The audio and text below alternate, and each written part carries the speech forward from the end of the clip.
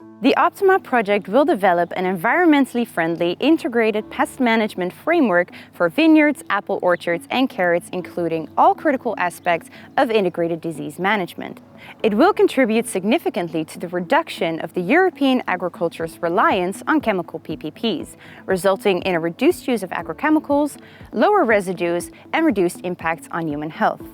Today we sit down with the team of Wageningen University and Research to talk about the OPTIMA project. Hello Gerrit, you are a project leader. Can you tell us about the OPTIMA project? Yeah, the OPTIMA project is an EU-funded project.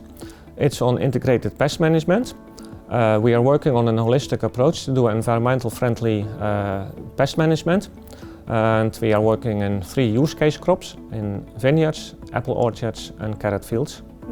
And what is Wageningen's role in this? Now, we are responsible for developing the early detection system. It's an early disease detection system which detects the several diseases in the crops. And how will it object that goal? Well, we are developing techniques based on machine vision, using color cameras, using spectral cameras, and we apply deep learning techniques to do disease classification. Tim, you built the hardware and software for this smart camera system, so can you tell us a little bit more about its technical details? Here you see the early detection system. It's connected to the decision support system through the 4G antenna, which also receives the GPS signal we use for localization. We know where the camera is when it takes an image. And it's a smart camera, so it doesn't only take the images, but it also processes them.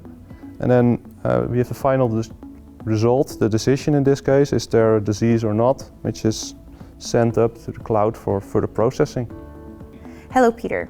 The smart camera uses a deep learning algorithm and you have fine-tuned this algorithm. So how does it work? Yeah, so we started collecting images from the 3 diseases in the field.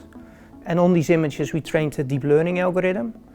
And the deep learning algorithm is actually an object detection algorithm, basically meaning that if an image is presented to that algorithm, it can determine whether there is a disease and where it's located in the image. And with that information we can process a task map, and we can load that task map on the smart sprayer. And with the smart sprayer we can apply the right dose of plant protection products at the right location and at the right time.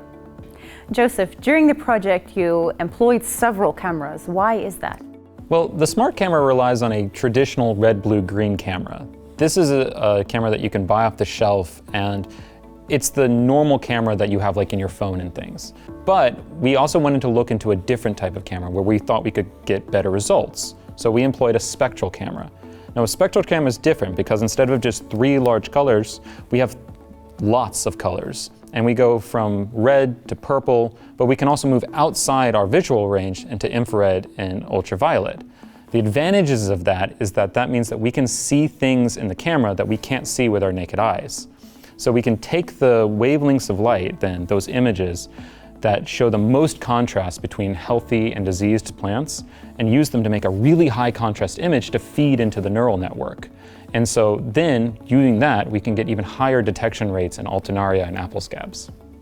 So what are the results? Well, we started in the project with controlled experiments. And then we achieved quite good results in the detection of the diseases. And then last year we developed this early detection system. We sent it to the partners in the field, to Italy, Spain and France. They mounted it on a tractor, drove through the field at a speed of 1.5 kilometers per hour. And then the results decreased a bit. Oh, so what did it teach you?